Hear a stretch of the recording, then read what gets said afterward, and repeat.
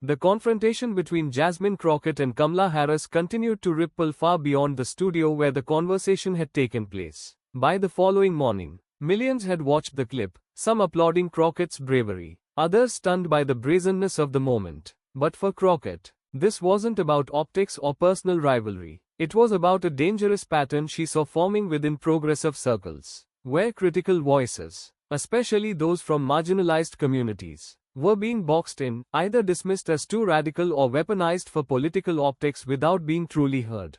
As the debate intensified, the broader implications of the clash became impossible to ignore. Crockett wasn't just confronting Harris over one comment. She was shining a light on a deeper hypocrisy that's been festering within the Democratic Party. We cannot champion equity while erasing the very nuance that defines our struggles, she said during an appearance on a morning talk show. When we lump righteous anger into categories like extremism, we tell people that their trauma must be palatable for it to be valid. Her voice, calm yet passionate, made it clear that she wasn't walking this back, she was walking it forward.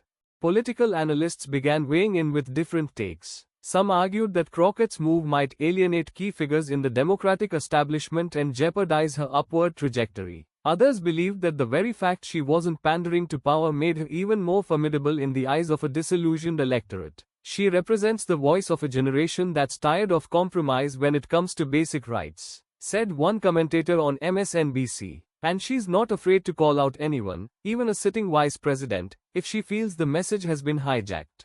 This wasn't just a viral moment. It was a statement about integrity. Crockett's political identity has always been rooted in her willingness to speak up, especially when silence is more convenient. Her community in Texas elected her not just because she was articulate or intelligent, but because she was real. She carried their voices with her, and in that moment with Kamala Harris, those voices echoed across the nation. They don't want filtered representation, Crockett said in another interview. They want truth, even when it's uncomfortable, especially then.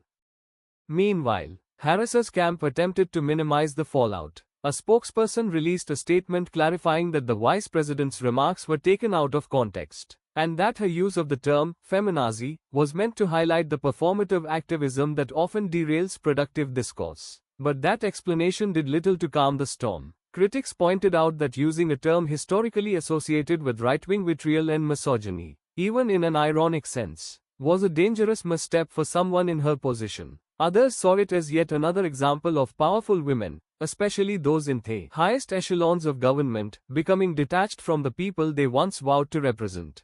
The generational divide also became starkly apparent in the days that followed. Older Democrats, many of whom had supported Harris since her Senate days, urged unity and cautioned against eating our own. But younger voters, especially Gen Z and younger millennials, expressed something else entirely: relief. Relief that someone finally said out loud what so many had been whispering. That power, even when held by someone who looks like you, is not above criticism. That representation without responsibility is hollow. And that if feminism is to mean anything in 2025, it must include accountability. It wasn't long before college campuses began organizing teach-ins using the Crockett-Harris exchange as a case study. Professors in women's studies programs unpacked the loaded history of the term feminazi, tracing it back to radio personalities like Rush Limbaugh, who coined it specifically to undermine feminist movements. The very fact that such a term could resurface in progressive discourse was evidence, many argued, of how normalized internalized misogyny and dismissive rhetoric had become, even among the left. One student leader at Howard University remarked, "We cannot build a better future by recycling the tools used to destroy us." Jasmine Crockett reminded us of that. Back in Washington, Crockett returned to the Capitol with her head high and her message even sharper. She wasn't just reacting to a word, she was calling out a culture where performative allyship often gets more airtime than lived experience, where policy decisions are made in back rooms without consulting the very communities they're supposed to help, where women of color are celebrated in campaign ads but muted when they speak too loudly.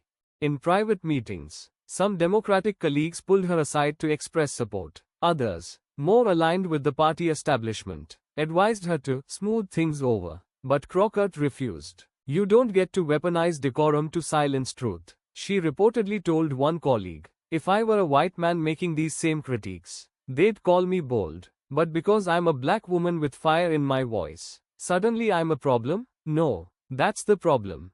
Support poured in from across the country. Civil rights organizations, feminist coalitions, and grassroots activists voiced their solidarity. But perhaps the most powerful moments came from ordinary women, nurses, teachers, single mothers, students, who shared personal stories in response to Crockett's stand. One woman wrote, "I've been called too angry, too much, too loud my whole life. Watching you hold your ground reminded me that my voice isn't a flaw, it's a force."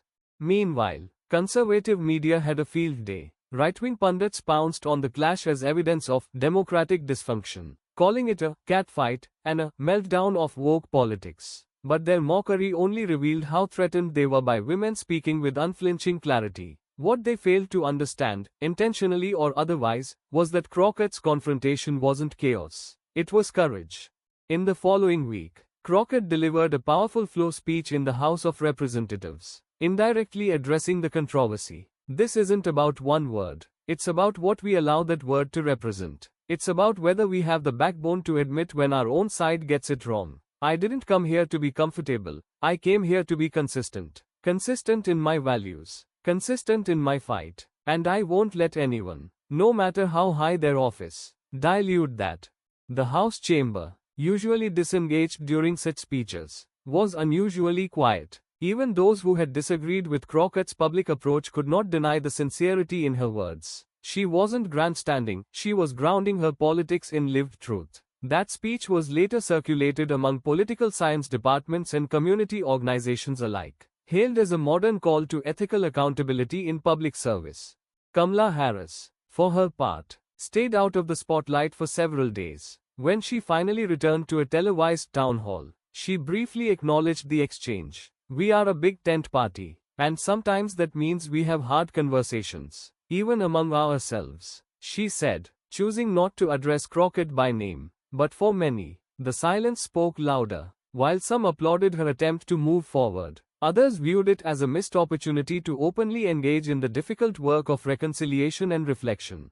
But for Crockett, the goal was never to win a spat, it was to provoke growth. In the final moments of her CNN appearance, she left the audience with one last message: "I don't need everyone to agree with me. I just need them to listen. Because when we stop listening to each other, when we let power become the excuse to shut down dissent, then we've already lost the very democracy we claim to defend."